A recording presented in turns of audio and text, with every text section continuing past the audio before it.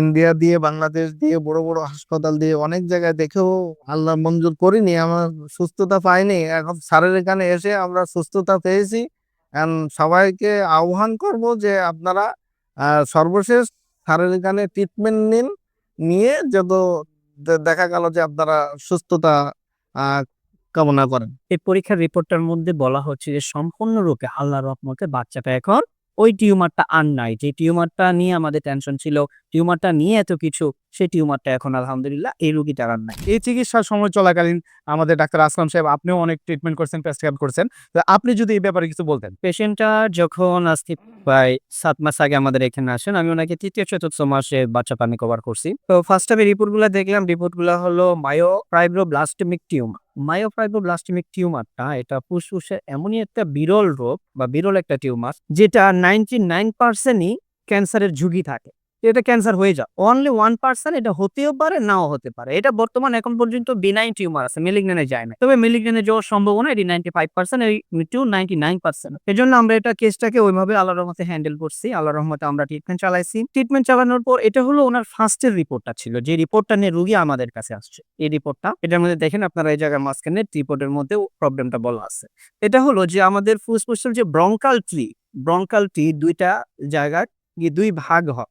ওই ২ ভাগের একটা ভাগ এই টিউমারের কারণে ব্লক হয়ে যায়। এটা মেক্সিমাম ছোট বাচ্চাদেরই বেশিরভাগ ঘটে এই রোগটা। তো সেই ক্ষেত্রে আল্লাহর কাছে হাজার, হাজার শুকরিয়া যে আল্লাহ এমন রোগীগুলাকেও আল্লাহর রহমতে সুস্থ করতেছে। এই বাচ্চাটা ৭ মাস ট্রিটমেন্ট চালানোর পরে আমরা ওনাকে গত মাসে বলছিলাম যে আপনারা এবার পরীক্ষাটা করেন। ওনারা যে পরীক্ষাটা নিয়ে আসছে, এই পরীক্ষাটার রিপোর্টটা আপনারা এখানে দেখেন। এই পরীক্ষার রিপোর্টটার মধ্যে বলা হচ্ছে যে সম্পূর্ণরূপে আল্লাহর রহমতে বাচ্চাটা এখন ওই টিউমারটা আর নাই। যে টিউমারটা নিয়ে আমাদের টেনশন ছিল, টিউমারটা নিয়ে এত কিছু, সেই টিউমারটা এখন আলহামদুলিল্লাহ এই রোগীটার আর নাই। এখন আল্লাহর রহমতে ৭ মাসের চিকিৎসায় এই বাচ্চাটা যেমন সুস্থ হয়েছে, আমরা জানি যে এই সমস্ত ট্রিটমেন্ট গুলো আপনি ইন্ডিয়া বলেন, সিঙ্গাপুর বলেন, থাইল্যান্ড বলেন, যেখানেই যান, এই সমস্ত বাচ্চাদের বা এই সমস্ত রোগের ট্রিটমেন্ট অপারেশন করলেই যে চলে যাবে বিষয়টা তা না। এটা পুনরায় আবার ফিরে আসে এবং খুব অল্প সময়ের মধ্যে।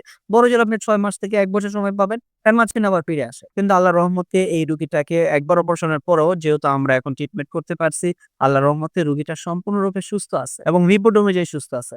আপনার বাচ্চাটা তো এখন রিপোর্ট অনুযায়ী আমরা সুস্থ পাইলাম।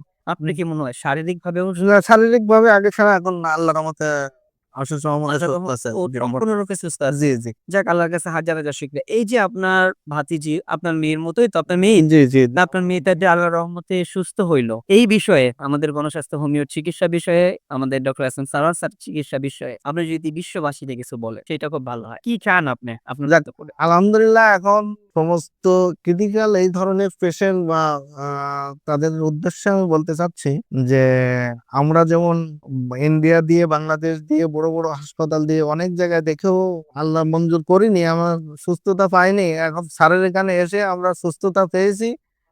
সবাইকে আহ্বান করব যে আপনারা সর্বশেষ স্যারের এখানে ট্রিটমেন্ট নিন, নিয়ে যত দেখা গেল যে আপনারা সুস্থতা আহ কামনা করেন। সম্মানিত দেশবাসী, আপনারা জানেন আমরা হোমিওতে কিছু কথা বলে থাকি যেগুলো সবসময় সত্য। সেটা হলো treat the patient, not the disease, but the symptoms. আর আরেকটা কথা হলো, সেটা হলো রোগ নয় রোগী যে চিকিৎসা ব্যবস্থা, আমরা প্রত্যেকটা পেশেন্টের জন্য আলাদা মেডিসিন সিলেকশন করি এবং তার ডোজ নির্দিষ্ট মাপে দিয়ে থাকি।